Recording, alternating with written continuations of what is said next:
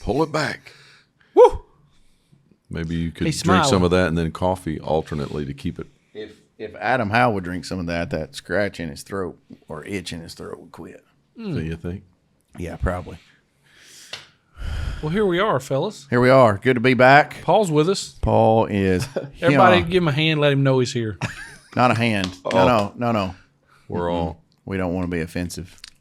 here because we're not all there. Yeah. This would be a very socialist thing to do. Treat him like he's here. Yeah. What's the best employer you've ever had, Paul? Oh, that's an interesting question. Me. Okay. Well, it's fine. That's an answer. Well, fine. I've That's had to an answer. depend upon myself for Yeah. most of the time. So, yeah, I don't think I've had an employer that I depended on. It was me. Now, when you say that, so you've done a fair bit of nonprofit work, but you were kind of the leader and the thrust and the impetus of the nonprofit. It's more entrepreneurial, right? Because if things succeed, then I do well, and I don't expect to be treated as a certain way without having pulled my weight. Right? I want to earn my slot. Okay. So in every environment I've ever been in, it's kind of like you either produce it or it's not there. Okay. Right? So How do you feel about that? He was Because you excited. guys had a similar background. Do you see it as working for yourself or? Yeah, and then even now, I am directly working for myself. So I would say I've enjoyed working for myself the most. However, I've done different missional stints, and the best boss I've ever had is Jen Cook Carr at REI. Like, she's from another dimension. Like, her leadership was fantastic. That was in. Now, was she your direct boss or she She somebody was the general manager of our store. of your store? So in, she is that ran in that Seattle? store, in North Seattle. So Linwood, what technically. made her like? She was personable under stress. Like, the stress was high, and she was just, she was a connector, and then also had the ability to manage conflict almost flawlessly and then call everybody up to a higher level and never lose that touch. I know. She was fantastic. I Like, know I'm who my serious. I've favorite never. was. I forgot. But that company, and did you enjoy not only working for her but working for that company? Company was fantastic at that time. All the leadership reflected its values, but like, she was the boss for that store. I've known a Like, she few set people the who tone. work for REI, and none of them have said anything negative about the culture there and where things were at. I think that's been universal. I forgot about the boss that Julie. Julie has been. Yeah, D is the. I'm sorry, I'd like to retract my answer. D Wilson has been the greatest boss. Okay, well, whenever Julie visits the pod, we're gonna see how you've behaved as an employee. I have learned from some great bosses, though. Okay. I have learned from some great bosses. Just little tidbits, things that they would say that just stuck with me forever. One guy, he said, leaders make the mistake of giving people a position too quickly. He said, give them a role or give them a task and then escalate it to a role and then escalate it to a position. I would often make the mistake of putting someone in a position, expecting them to perform a certain way, and then you've got the trouble of backing them out. That was, when he told me that, I was like, how many times I would have liked to have had that thought. And that has become like just a part of me. Right. Well, so we're kind of talking bosses and places that we've worked. How do you feel about the U.S. government recently getting involved and investing in businesses? So the U.S. government's now invested in U.S. Steel, recently invested in Intel. So when you say invested, I mean like what does that mean? Here's some money. We Are actually expecting a return on it? Yeah, what's their? Yeah. So, for example, one of the things that happened recently is the U.S. government invested in the U.S. and the Nippon Steel deal. Okay. So the previous administration killed that. Trump's administration approved it, and they approved it also by getting a golden vote. And that golden vote means that they have the ability to veto plant closures, moving, things of that nature. And we recently saw them block the closure of a plant, I believe in Illinois, that the steel company wanted to close So down. in that instance, you're like, what? You're cheering a little bit? Am I cheering? Yeah. Well, I think it depends on your position. So from one aspect, let's take the bailout money from 2008, 2009 in the bank crisis. Essentially, we bailed out an entire industry that created a global financial nightmare. Yeah. They deserve to close down, and I would go as far as to say people should have went to prison. Yep.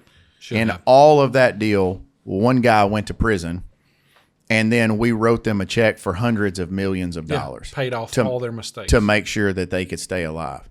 What did the taxpayers get out of that? Nothing. Zero. Zip, zilch, nada. Then you go look at their balance sheets and their payouts a couple years after that. Where did all that money go? Yep. They've got CEOs making $50 million, $100 million. That's where the money went. That's where it went. So now we've all, for a long time, what we've said is that China would have the competitive edge because they would subsidize businesses. My perspective on that has been that, well, we still subsidize, but the United States is always on the back foot in terms of investing in the capitalistic society because we're like, well, no, we want it to remain the free market.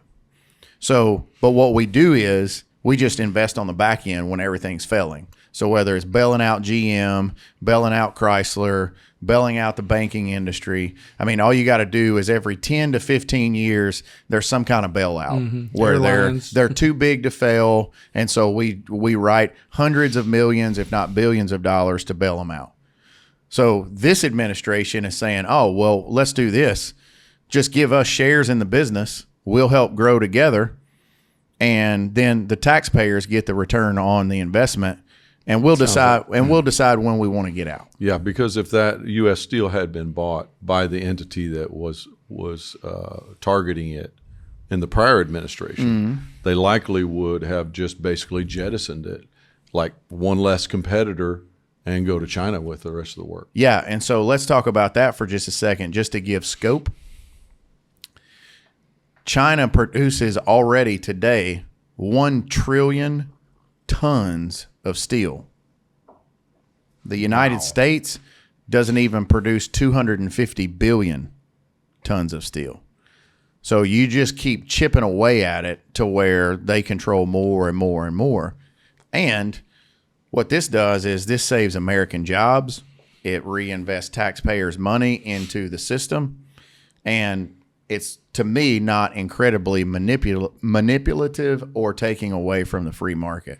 So Well, you it's saw a give and take. It's a little correct. win-win. Yeah, because I feel like if you're going to spend my tax money, I'd rather not just throw it away in the wind. Yeah. I'd love to So- see a return on that. Right. So the And tariffs, create a Or sovereign go to rich and people's create a salary. sovereign wealth fund. right, Right. and so tariffs would be a similar, in the macro narrative here, tariffs would be a similar kind of reach in to the business culture. How so? It affects your bottom line. I mean, if something has a tariff or doesn't have a tariff. But you're seeing that from a positive, negative, or just a general I'm statement? just saying that it does affect businesses Yeah. that the government has decided on tariffs. Yeah.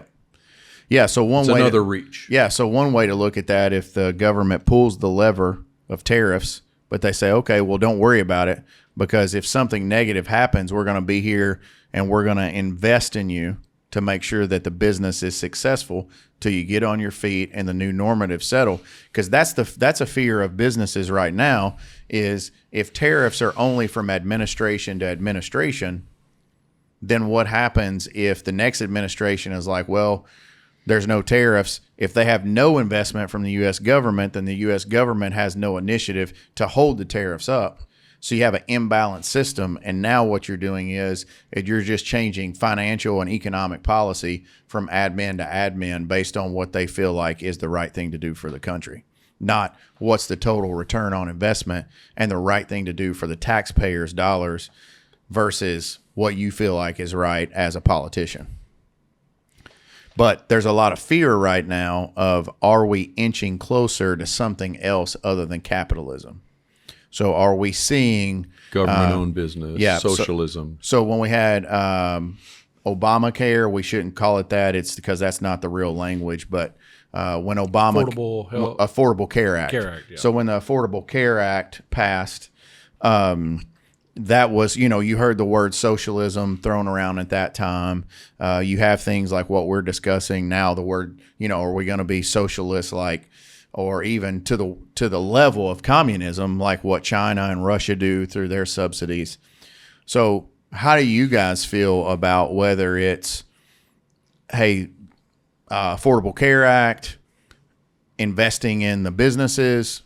How do we feel like that's impacting the mindset of capitalism? Is it helping it, hurting it, or is it really kind of maybe more nuanced, and we're just making talking points here over labels as a society? I mean, I think the average business owner feels the overreach a little bit. Like, you're going to say, if I provide insurance for one, I have to provide insurance for all, and there's a real cost to that. That is a reach for the government to demand of a workplace to do a certain thing. Right now, if you want to be a competitive employer and benefit your employees, and they love to come to your place of work and feel valued and feel supported and feel like you care about them, that's one thing. But if the government demands you do certain things, well, now you're kind of put in a position where, well, what happens if you're a startup and you're trying, and it's like this pork-barreled situation where you can't survive. Yeah. Right? There's so much regulation, so much that you must do. I feel like that kind of thing is an overreach. And then I think that you create this expectation among the younger generation that they have all these perks without putting in the time. You know what I mean? Like grow with the company, grunt a little bit, let's work together. I feel like there's less of that, and there's more like a gimme culture. Do you feel like that having healthcare has become normative to where it's an expectation, where maybe in previous generations it was only looked at as a perk? Yeah, I think you're the bad guy if you don't provide it. It's like you're bad. Okay. They don't do the math on it. They're just like. Well, it probably doesn't hurt to at least consider how freaking expensive providing for your health care is in today. That's also been commensurate. Yeah, whether it's escalating costs, whether it's at the individual level or to the company itself, level, right. it has skyrocketed. Well, what do you think the average Obamacare, where the Health Care Act, insurance costs for a young family? Well, depending on your tier of coverage, it can be. That's with subsidies, right? With subsidizing it, it's $500 to $800 a family, I'm sure. Yeah, I can't. Probably so. Yeah. Just being fully transparent, I subsidized. can't speak to that. I can speak from the Tungco perspective that to what you're saying about the subsidies, when the Affordable Care Act passed, our insurance, which we provided to the team members, jumped by 25% 2 years in a row. And we were like, okay, how is that happening? Because the spiel was that part of what makes healthcare unaffordable is that hospitals get stuck with bills from people who don't have insurance. So if everybody has coverage, then the overall cost goes down because the cost to the hospitals, their affordability is going down, right? Well, what we were told was that the subsidies, so there were subsidies having to go on. And so the people who like the companies who were paying it, they were paying the float on that to make sure that the subsidies were paid so that the whole thing doesn't drain out. And you actually had people who were in insurance companies that were in healthcare, and they were just like, yeah, it's too complicated. We don't really know where it's going to be or if we're even going to make money. So they bailed. And so right now, as far as we're concerned, like when we go to re-up our insurance, we only get quoted by like 3 companies. That's it. There's no real, where before we might have like a half a dozen. And we're paying at the level of, we're close to $500,000 a year in health insurance is where we And that's sit. double from where you were before all of that came down. It's actually close to the same, but the reason why it's close to the same is what we had to do. I'm not going to give the exact specifics on it because I don't want to give too much information. But what we did was we doubled the deductible. We had to increase the deductible by double to get there, to keep it at that level. To make it affordable. But what we did was we said, okay, because we have a pretty young workforce. We have a lot of people who aren't using the max out of pocket or whatever their deductible is. So what we did is we said, hey, if you hit max, if you have to hit max, we'll bonus you to make sure that that's taken care of. And every year, let's say if we have 50 employees, we probably only have 2 or 3 hit the max. If we had the same policy today that we had before the Affordable Care Act passed, You would be double. We'd be at about 750,000 to maybe even pushing $1 million if we had that same deductible and the whole setup. Yeah. Yeah. So for me as an employer, they didn't help my position. And then if I get to a certain level, then the adjustments change. Like a certain level of employees, like the metrics didn't change. So in certain levels, like below 50, you have certain freedoms. From 50 to 100, you have something else. And I was already It providing. gets tighter and tighter as you Yeah. move up. So I felt like it didn't. I mean, Tungco's purpose is stewarding in the collective health of the planet and the people. So when we're talking about cutting costs or doing things efficiently, healthcare is never on the docket because we feel like it's such an important and integral part of society, because people can get straddled with debt if they have something major happen from a health event. Like, that's not ever on the table for us, whether we're going to cut that. It's just, how do we do it efficiently and affordably? And the Affordable Care Act, for me, only complicated it and made it more costly. I'm not shooting it down. I'm just telling you my experience. So who did it benefit? I mean, really, employees? I don't know. I mean, maybe they're getting a reduced monthly hit if they're having to grab it because their employer doesn't provide it. Yeah. Low income and no insurance, not insured people, I think probably benefited the most. Yeah. To some degree, but I can't speak with that with a Yeah. lot of authority, I guess. But we kind of got here. We were having the conversation of, is there some level of expectation? If we lean into more of a negative word, we would say, is there some Entitlement. Is there some entitlement going on? Now, this isn't necessarily government in the workplace, but all of us are a fan of the All In podcast. And one of their concerns that comes up is, as we move into the welfare state, to where if you have if you have over 50% of your citizens that either get their revenue from the government or their assistance, you're heading towards the point, you're spiraling towards the point of no return, because then your GDP doesn't matter, because it's so skewed by all the money that the government is just pumping back into the market. So the question is, in this entitlement, where are we at on government involvement, and how much do we like it? And it's a real murky subject. Some people, I mean, I don't like them being involved in taxes. Well, who runs the levers on that? I mean, like, is it all a centralized decision system, or is this, coming from different angles, decisions that are made through the government, through voting, through laws? Who holds the levers? Where can you change it? Well, I mean, some of the stuff that Trump's been doing is like just an executive order. Yeah. I mean, the decision on the Nippon Steel or the U.S. Steel, the Intel, that's all his team, making those decisions. The problem that I have is that Congress is supposed to control the purse strings. Yep.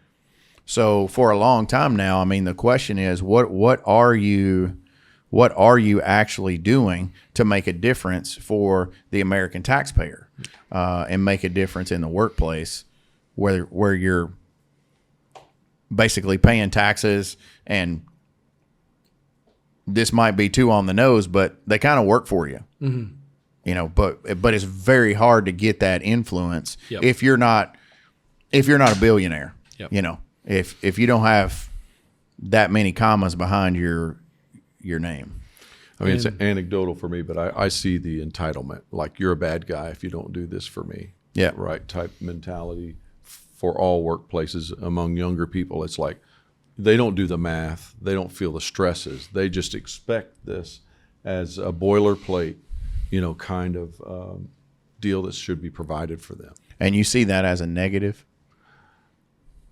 I just feel like it's an imbalance. Like they just don't know the whole game, and so we've created an atmosphere of entitlement. Yeah. Royce, what about? I mean, your kids are anywhere. How old is Kinsey? 27.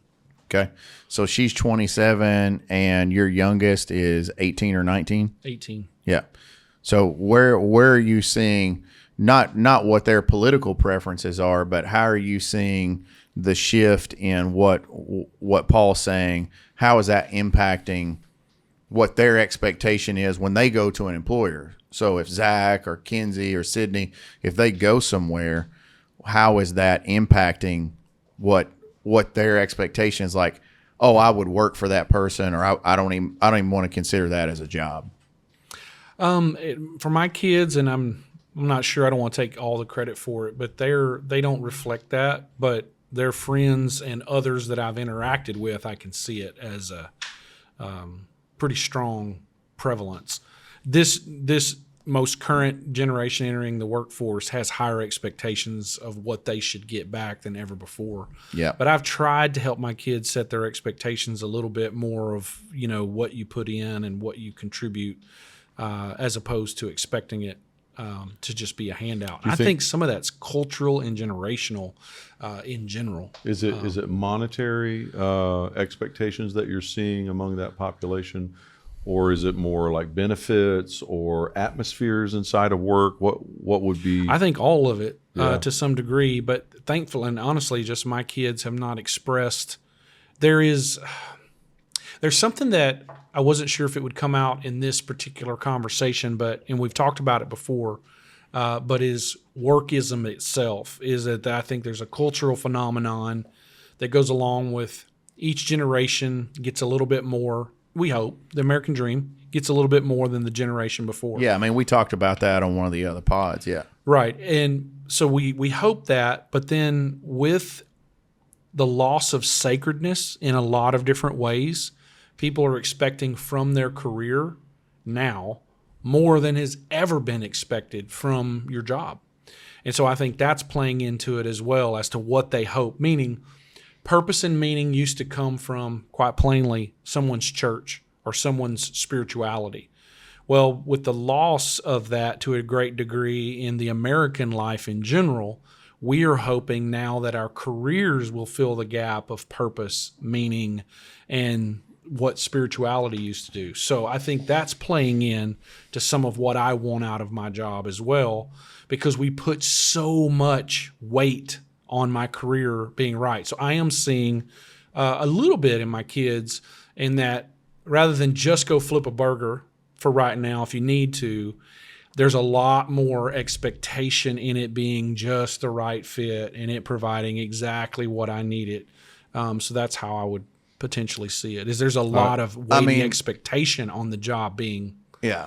And so not about your kids, but if you've ever seen Christmas Vacation, Chevy Chase and his wife, they're sitting on the couch. It's after all the family gets there and Cousin Eddie's there. And Chevy Chase has got his Chicago Blackhawks jersey on. He's looking out the window, and she was like, his wife comes down. She's like, "Oh, honey, are you looking at the crisp, cool morning outside?" He's like, "No." He said, "Honey, I'm looking at an asshole in his bathrobe emptying his toilet down into the sewer." And so that's where he looks up and he's like, "Shitter was full." But the next segment is he asks, "Hey, how does he not have a job or whatever?" And she's like, "Oh, his wife said he's holding out for. He looked at several other jobs, but he's holding out for a management position." Right. And of course, Chevy Chase is like, that's kind of where he's like. So I don't know that we're necessarily talking about that, but I do think, I think there's some. Yeah, there may be some, but I also just like from if we can just kind of pull back a little bit and say, well, what has fostered that? And I don't even know that it's parental. I think there are some corrections that we can do. I mean, you're 19 to, what'd you say, 27? Yours are what age? 24 to 36. And so I'm 15 to 20 is where, so we're kind of pretty big gamut there. But I think we have to think about also how many of those kids came into the workforce either right at COVID or post COVID, when the government was just like, here you go, you know, just here you go. Yes. And we were, Obamacare would have come in. we all got everybody got used to being cash heavy. I mean, not talking any demographic or whatever, but I mean, you come post COVID, you go to a Louis Vuitton store, Rolex, it doesn't matter what, I mean, people are spending money like crazy. So the expectation is not just healthcare in my mind. It is lifestyle. I'm entitled to this kind of lifestyle. Yeah. And once I've been able to get to that and grasp that, Jack, I'm not giving that up. Yeah. Like I want to be there. Yep. And then so the expectation gets higher and higher. We see a ton of resumes now at Tungco where it's, what are your last 5 jobs? 6 months, 6 months, 6 months, 6 months. It's like, You're not my guy. how did you move so? I mean, and you don't ask that question just when you see that, when that goes in the bin. I mean, you're just getting rid of it. But I think I'm not trying to defend that mentality. What I'm saying is I think there's been this cultural phenomenon, like we're leading right up to COVID and post COVID, where it for me it gets really hard to point the finger at them. That's like, well, that's not how I think, and you shouldn't think that way. Well, and I think that, you know, the boomer generation and beyond, y'all, you know, we've done well, you know, in the workforce, better than our parents, generally speaking, you know, created a world that our kids grow up in. And so now they're like, okay, well, now it's my turn. Only the job force isn't the same. The workforce isn't the same. The economy isn't the same. How to get to those things is not as achievable as it was for us. Is it not? Well, you look at let me. I want to amen that and just say 2 incomes maybe. Well, the milkman could buy a 3-bedroom, 2-bath house in the late 50s, right? On like a much smaller salary. If you do it proportionately, things are more expensive than they were 50 years ago. Yeah, my in-laws bought their ago. house for $23,000. My dad bought a house for like $28,000. My first house was 38. Yeah, I mean, mine was like 90 something. I was choking it Oh, off. you were balling. I was balling. Yeah, We paid balling. rent on a 2-bed, 1-bath. Our rent was $300 a month, and if I had been fortunate, I could have bought it for about $29,000-$30,000. yeah. Yeah. So I guess all I'm saying is I do think it's a little more expensive, or quite a bit more expensive than it was for our parents. Yeah, to but have here's the same things. So I'm gonna push back on that a little bit, because here's my beef. So I'm gonna get a little bit Redneck. I'm gonna get a little D on this. Come but on. I mean, the reason why Apple has made the money, the billions of dollars that they've made, it doesn't matter if it's the 16, 14, 17.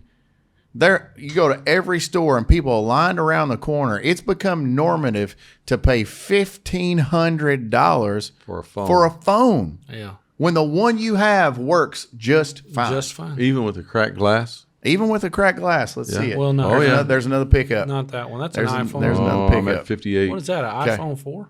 Yeah. Well, that's the reason right there, right? I Well, traded for my flip phone to get this one. he traded your flip phone in. Just a little bitty one. It was his Nextel. He kept his Nextel that whole time. Yeah. Bloop, bloop. Yeah. Doop, doop. Well, it's a valid point, and money is getting wasted or spent on more trinket things or electronics, those type of things. But it's still to launch. It's still harder overall than it has ever been. But at the same time, it doesn't help when we're not prioritizing where we want our money to go at the same time. I mean, my first cable bill was probably about $20.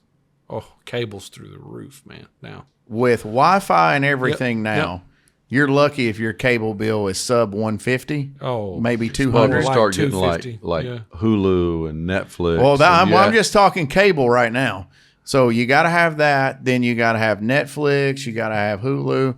So before it's said and done, you're paying. gaming You're stuff paying for younger people. You're paying $400 or $500 a month on apps. Mm-hmm. Then on top of that, if you went out and got the new phone and you didn't have cash for it, what'd you do? You're You paying just no- put it on the month to You're month. like just put it on the month to month. So now you're paying, if you got kids on it, hell, you might be paying $400 a month on that. Yep. So now you're paying almost $1,000 a For month nothing. in entertainment, really. Yeah. Oh, easily. For nothing substantive. Easily. And so all I'm getting at, we're way off topic, but I think it's it's a valid thing. Expectations. It's What are they? the expectations that this generation is bringing, and I don't think it's just a socialistic, like it's more, for me, it's more consumeristic than it is socialistic. At its core, yeah. It's consumeristic, and Right. that's being crammed on them every day by everything. Every algorithm is driving them to where it's the expectation that, well, I should have this. Yeah. Which it's the consumerism that can point to the socialism, because socialism becomes a solution instead of, say, capitalism, as to why I could or how I could have these things. Go afforded. grind it out. Go grind it out. Right. So you have this expectation. Go grind it out. That's what I like to see. And sometimes I'm looking at people and they're not grinding out. They just got their hand out. It's like, Yeah. Yeah, absolutely. Now I'm gonna pull out a quote from Toy Story, but it burns my biscuits whenever I see a homeless person with a cell phone. Right. Yeah. If you've ever, and I'll use the PC term, if you're unhomed, I'm sorry, I just don't feel like we should be paying for you to have a cell phone.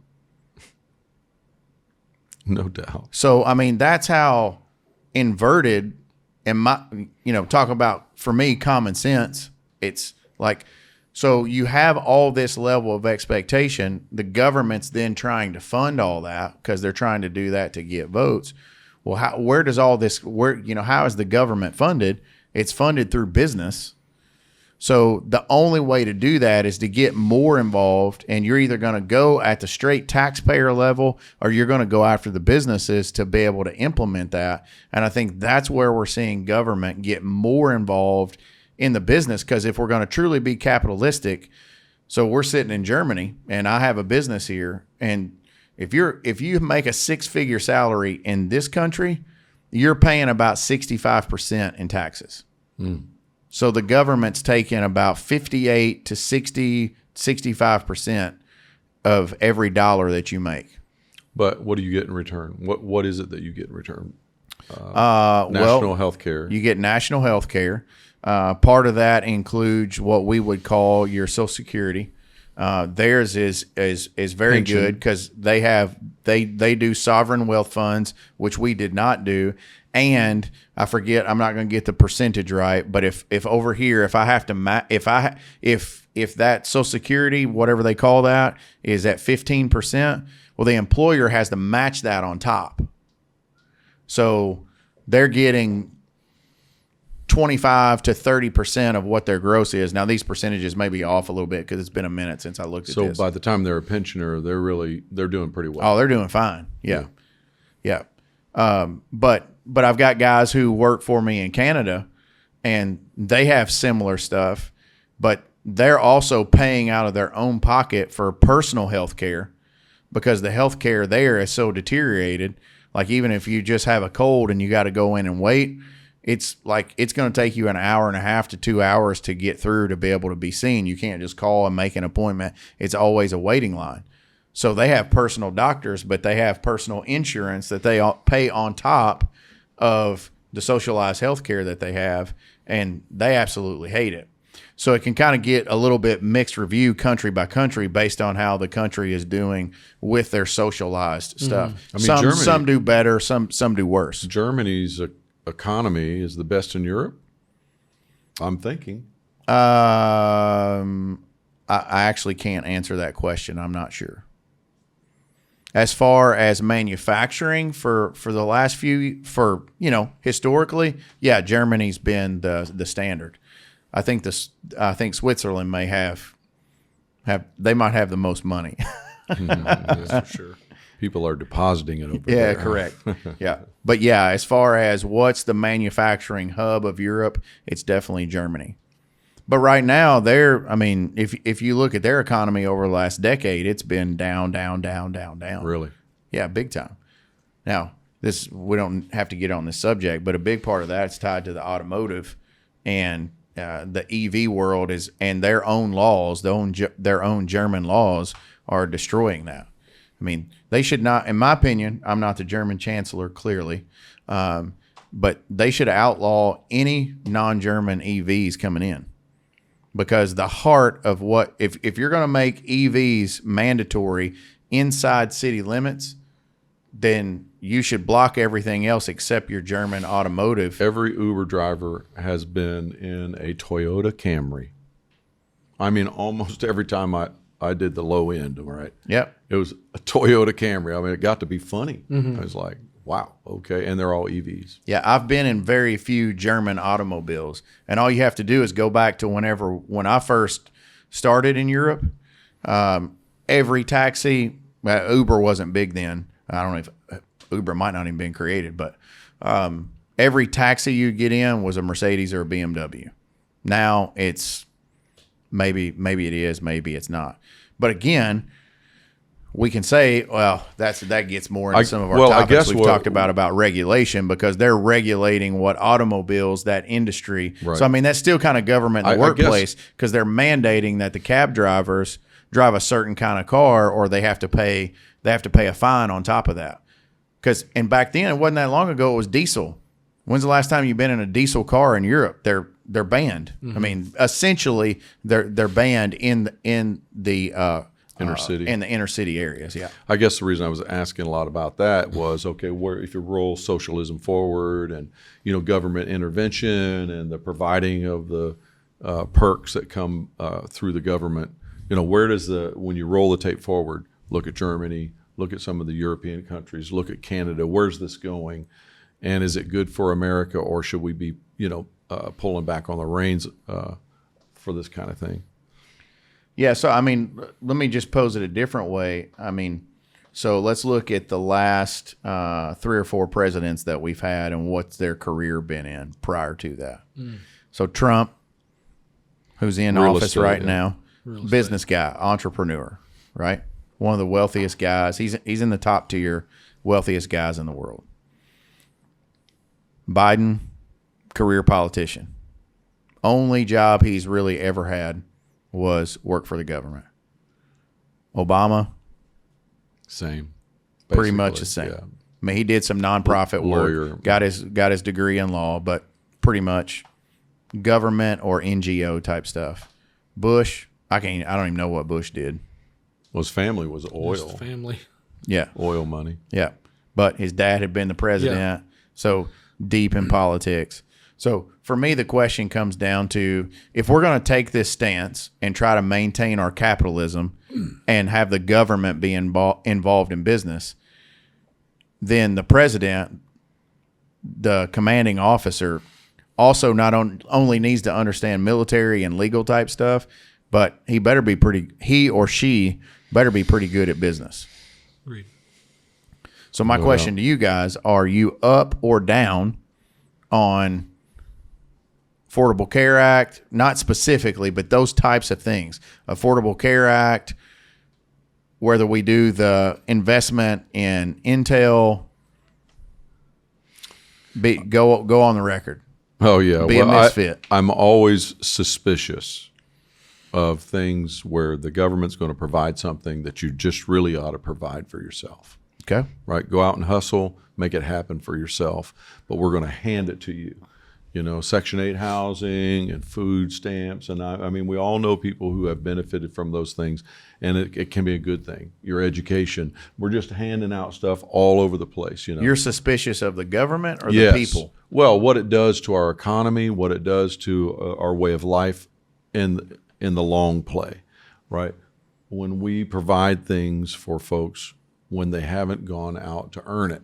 So be magnanimous, be kind, be generous, be helpful, all of the generous things, the philanthropy.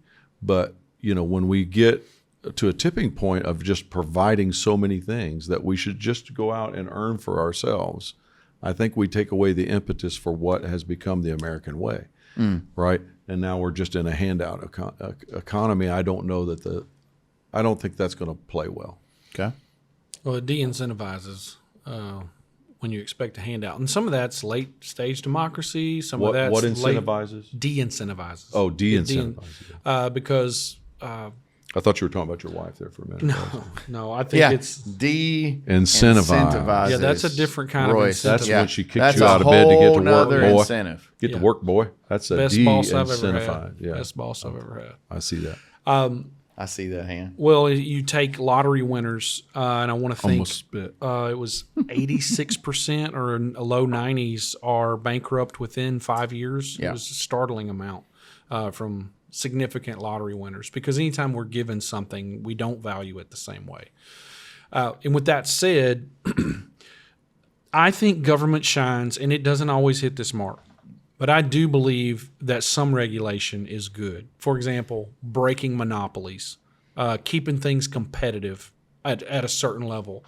I think we'd be all fools to think that everyone that runs a corporation in a fully capitalized society is going to do what's best. I mean, the for Mafia made everyone. for good movies, though.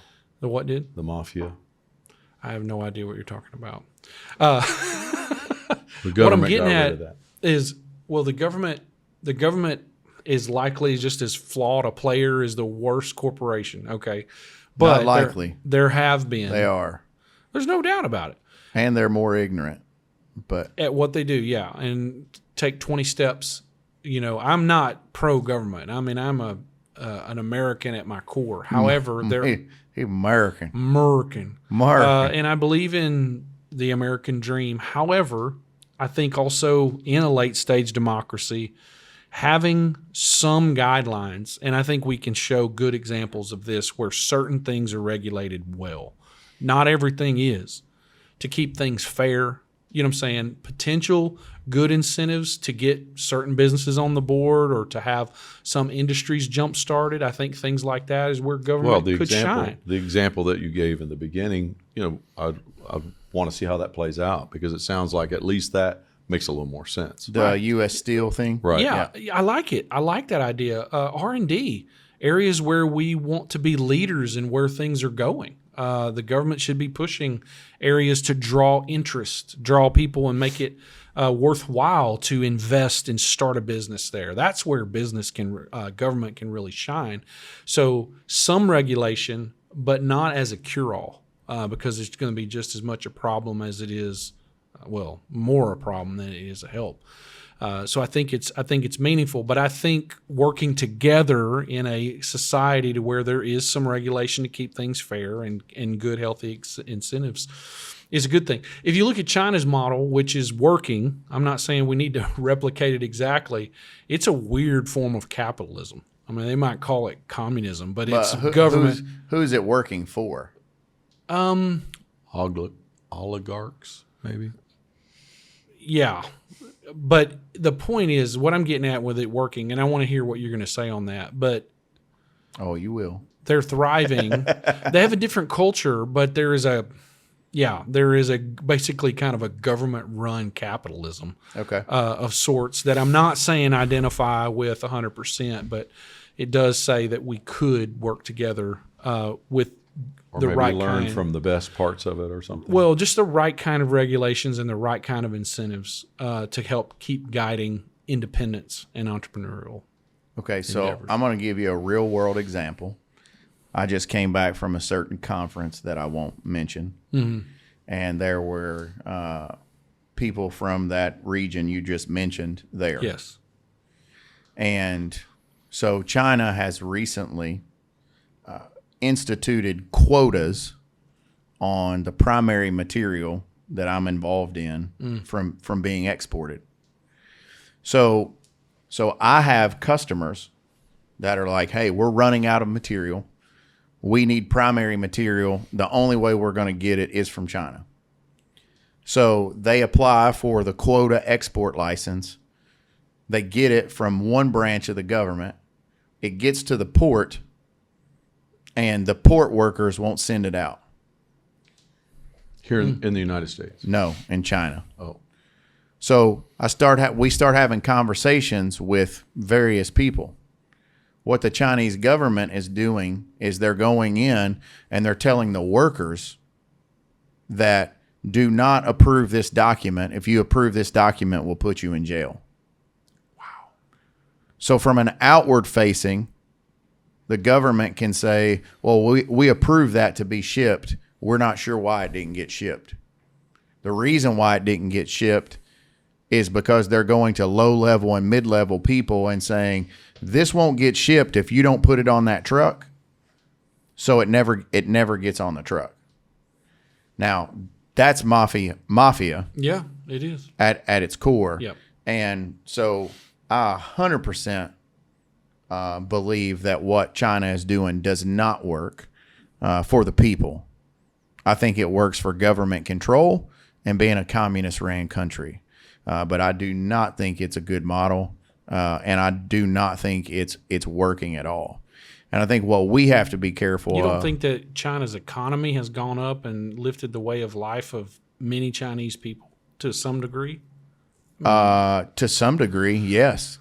From what, like 50 years ago? I mean, I would think they're pretty industrialized and people have got jobs and higher wages. That's what I mean by Big it's cities. worked on some level. Have you been there? Their economy. I have been multiple times. I'm not saying that their quality of life in terms of do they have air conditioning, do they have a roof over more their than head? we have here. It's more than we have here. Yes. right here. I'm not I don't have saying a coffee maker. I'm not saying that does not exist. This is real world problems. Yeah. Let alone a mini fridge. Yeah. Mini Yeah. fridge. Well, I got one of those, but well, my stepmother is Chinese. Yeah. And next time you're with her, just sit down and have a conversation with her. I'm sure. Yeah. And then you can tell me if you think what's happened Life in China. if she thinks what has happened over the last 50 years, if it's been good or bad. Because the issue is that was always there, and they could have advanced it and not done it in the way that they did it. Okay. She's not a fan. She's not a fan. Well, and I love that. I just want to be, I'm not here waving a Chinese banner. But I'm saying I've been twice and I've seen the kind of things that have happened on the ground with highways, infrastructure, and places that were dirt roads, you know. Yeah, correct. I'm only saying that on some level their industry with the guidance has functioned to increase some kind of, but I'm sure that's nuanced across a 1 billion population. I only use that loosely as an example because they came from near absolute squalor 50, 60 years ago to competing with the United States of America, like significantly. So does that mean we need to, and I said that to start with, not replicating it. It's just that I think it's helpful to have some rules. Yeah. That's all I want to make sure I'm landing my thought on. Some rules, some accountability in a capitalistic society is helpful with incentives and putting some tax dollars back into cultivating R&D and initialize. That's helpful. But if you go back and look at those years where it was improving, the double-digit GDP that they were having, if you take the dollars out where the government was paying for the roads, paying for the apartment buildings, the roads that lead to, I've been there and been out in BFE, and there's a 6-lane highway, and there's not anything around anywhere, Ghost and that cities. would always go to the GDP. Yeah.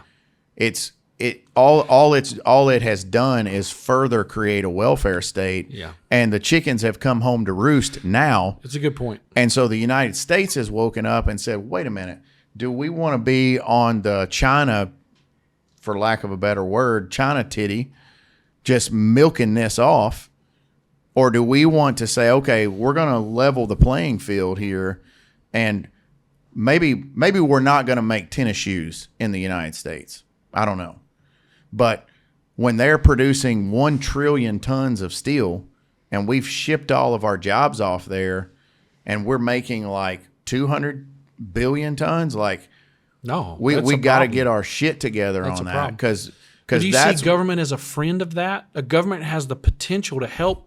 that's shape and a that's all capitalistic- that's what I'm Yeah. saying but I think we got to have a clear lens, because we don't Yeah. want to go to Paul's point, whether it's socialism or communism, whatever it is, we don't want to get so far the other way that if we're not careful, we actually further create the possibility of a Yeah, I welfare couldn't state. agree more. So Yeah. I'm just saying it's a real fine line, and you might have, and I'm not saying this is Trump. Let's just say we have a president one day that's really good at navigating this.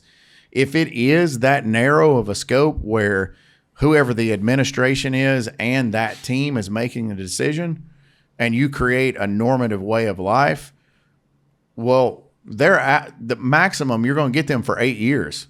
So what expectation do you create in them making that decision Yeah. versus who gets elected next? Yeah. If the next person that gets elected knows nothing about that, I mean, his team, his administration that's in there right now, it's probably the best built, packed business leaders we've probably had in the history of this country. Yeah. So they can make some real solid business decisions. But they got 3 more years. But even if they didn't, let's say they were starting from scratch, the best they get is 8.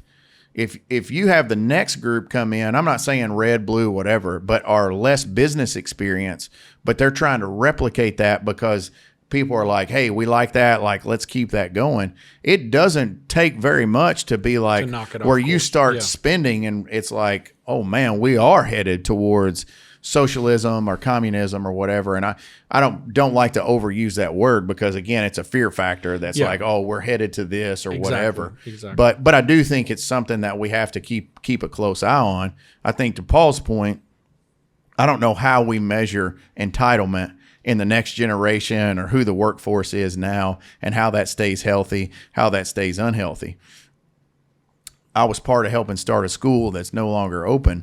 And one of the things that we figured out in that is that, I think you guys, I kind of pushed back on you guys earlier, but I do believe I think the middle class probably has narrowed a little bit. Oh yeah. That the upper class has kind of maybe stayed the same or grown a little bit, but lower has expanded. And there are a lot of people who just are struggling. I mean, I know I picked on the phones and everything else, but outside of that, I do think the struggle is real for a lot of people, and we have to figure out a way without further creating a welfare state to where you balance that out. Yeah.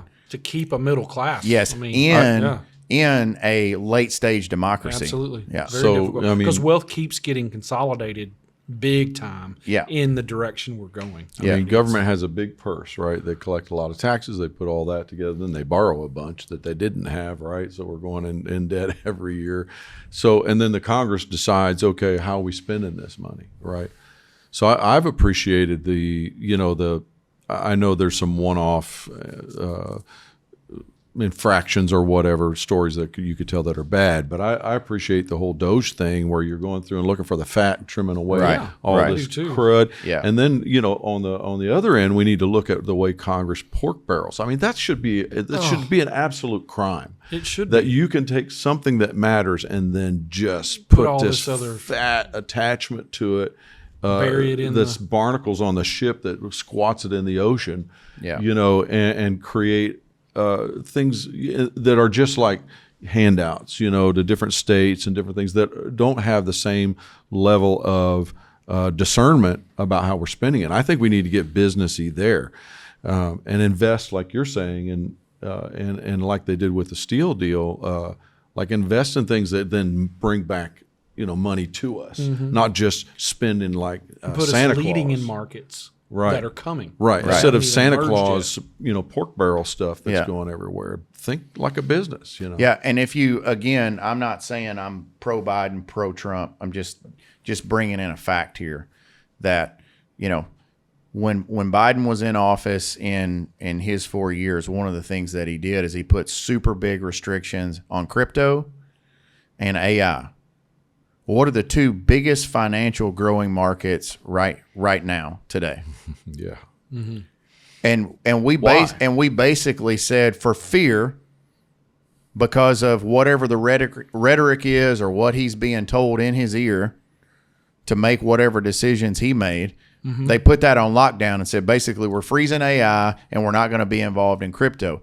The banking industry is regulated. So without them coming up with some type of additional regulation from the federal government, then the banks are prohibited from being involved in it. You can't even do it. Trump gets elected. He brings in David Sachs, one of our guys from the All In pod, and they create a bill around crypto and around AI.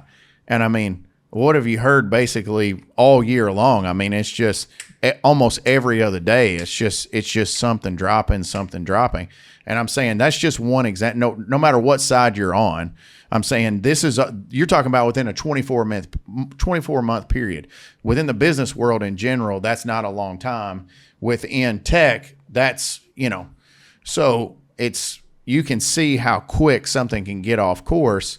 And if we didn't have an admin in right now that was willing to commit to that, I mean, there's probably a pretty short window for us to lose our chance to continue to be the economic power of the world, because China would definitely surpass us, because that was their aim up until the change there. So that's I think as the world gets more complex, I do think having government leaders in place that are more qualified in some of that arena is super important. Because you don't need to just be able to hear from experts. Like, you need to have experience. Doesn't mean you have to have mastered. I'm pretty sure Trump can't write an AI program or a language model, but he needs to be proficient enough to when somebody tells him something that he can talk his way out of it and just understand it to be able to make the right decision. I mean, if government is going to intervene, I guess there's a reactive element to it and there's a proactive element to it. Reactive, I think, should be limited to, we're trying to avoid fraud and cheating and crimes against humanity and, things that are harming the populace or whatever, So there's a reactive element where, okay, we're going to have, AI, but we're going to restrict it here because now we see this is going off course and we're going to put some guardrails up. So there's a reactive element, and that's fair and good. And then the proactive element is this whole investment side, where we stop just handing out money for things that don't return money to us. So I think on the proactive side, we could grow a lot. Yeah. So just to wind it down, are we in general okay with government being involved with business with some? Yeah. You're okay, Paul? Yeah. Royce? Yeah, I think it's a disaster if you just leave every single industry with no regulation whatsoever. I mean, there's enough sociopaths leading some companies too. Yeah, both companies and countries. I just think, if you could find a way that they could work together synergistically well and pit them in a way where it still allows growth and independence, but some rules, and some penalties for really bad behavior, to protect people. I'm for government being involved. I like, and again, pro-Trump, not whatever. What I like about what he's doing is it seems like he is pulling in CEOs of the highest levels more frequently into the Oval Office to have a conversation. And I think doesn't matter who the previous administrations are. I think he's doing that at a higher rate, at a higher velocity for sure, and volume than probably any admin we've seen before. I would love to see senators have term limits, which they don't have right now. I agree. Term limits. And you don't need to be 80-something years old and have been in there for 20-plus years. You can't even, if I open the latest laptop or whatever it is, you probably can't even log in. I mean, it's time to go. Like, let's go. I mean, just spell your name for us. Or if you're from Kentucky, you might be like this. Right. and have to wait for people to put some smelling salts under your nose. I mean, it's time. Like, let's go. So we need some level of term limits for senators, but I think whoever the next administration is needs to keep that cadence of it doesn't have to be all business leaders, but a good portion of the market cap of what's going on in the United States need to be invited in and be like, hey, let's sit down and have a conversation. Whether they donated to the campaign that's in there or not, sit down and have the conversation. Yeah. That kind of thing makes me feel good. One of the things that I think could be a huge advantage is like speed to change. Okay, so like in your example earlier, when you were talking about this foolish regulation that we talked about, and maybe it was in another episode where we were talking about this foolish law about that was a European about the cobalt and all that. Yeah. Like, how do you get to a speed to change? You're just like, you just throw your hands up and deal with it, because you're like, where's the pathway to get rid of this nonsense? Yeah. Right. So in our government, there's all kinds of things that are like that. Well, what's the speed to change? You got to go run through a lobbyist and find some interested senator and that's put a what bill out. Doge was working on that. That was one of the main things they wanted to change. Yeah. Like, so how do we change the entire structure of like, let's get rid of stupid, you know what I mean? Like now and like fast. Yeah. Well, and when you write a law for today, should we still have laws on the books today from 1850? Right. Unless they're needed and still it's not the effective and still Constitution. being used. I mean, there needs to, if we're going to write some kind of regulatory law, there needs to be a sunset on it. Yeah. To at least be like, okay, we have to revisit. So sunset it for 20 years and then just review it. It doesn't mean it goes away. Just sunset it for 20 years and be like, okay, but right now there's no going back. I mean, that's why we see court cases where it's like, back in 1815, right. You know, I mean, you have to have some filters, because then you would have the bribe kind of environment, right? So like whoever's involved in the speed of change, you know, somebody could step up and be bought. Right? Yeah. Well, you have to have some, you know.